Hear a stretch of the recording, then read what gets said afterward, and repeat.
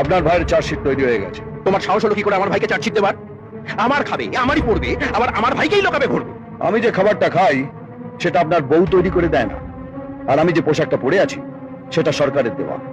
আপনি বা আপনার বাপ কিনে দেয়। এই জুতিয়ে মুখ লম্বা করে জুতো আমার পাও আছে ডবল সোলের। এমন মার মারবো চেহারাটা এক জায়গায় থেকে যাবে, খালি দাঁতগুলো খসে খসে পড়বে। কি বললি সুয়াদ? চাপ চাপ। বকিল বাবু, একে নিয়ে যান।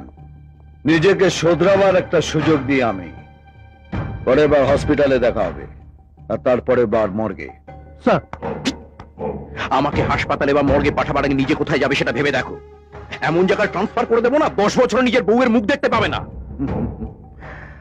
ওটা 25 বার হয়ে গেছে, তাই যেখানেই যাই বউকে বগল দাবা করে নিয়ে যাই।